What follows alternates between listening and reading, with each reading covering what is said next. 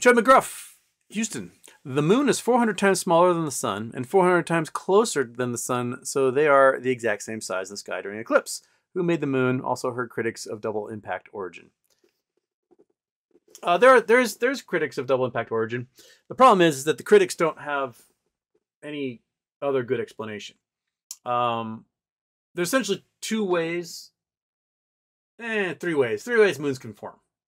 For a planet our size, there's 2 ways, but in general, there's 3 ways. There's when the planet formed, it was its own little swirl of gas and dust inside the swirl of gas and dust that was the protostar that was forming in our solar system.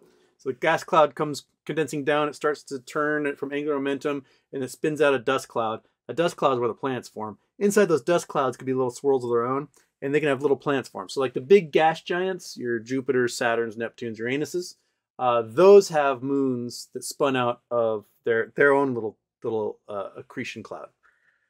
Our planet didn't have a large enough accretion cloud to make a moon the size of our moon. Our planet's too small. There's no way we could have made a moon that big. We may have made some little smaller satellite moons that crash on Earth eventually. So the other 2 ways a planet our size can get a moon is through capture. So some object happens to be like floating by and goes, oh, hey, that's nice, and it starts to orbit. Phobos on Mars is a great example of that. It's just an asteroid. Phobos is just some random asteroid that got close to Mars. Is like, I'll hang out for a while, but it's in a decaying orbit and will eventually crash into the surface of Mars. This is largely because Mars doesn't have anything like an ocean, doesn't have a liquid metal core. It's a solid rock, so there's not really any play of tidal forces involved. Moons on Saturn, moons on Jupiter, they're pretty stable because there's lots of tidal forces.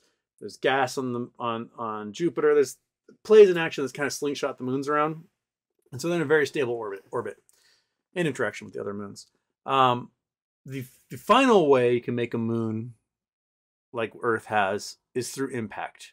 Something big smashes into proto-Earth, blops out a bunch of goo out into space. That goo coalesces into a moon. Boom.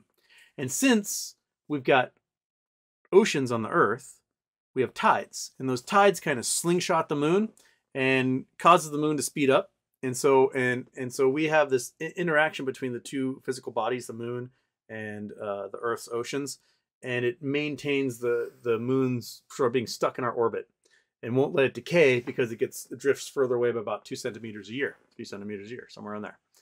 So the critics of the moon theory have got to pick one of those 3. The fact we aren't big enough to spin off a moon out of our gases negates theory number 1. The fact that capture theory it doesn't really work for a large planetoid the size of the moon, and the fact that the odds of that happening really, really low. So number 3 is supported by the fact that the moon's density is the same density as the Earth's crust. You take a spoonful of moon, a spoonful of Earth's crust, they're the same density.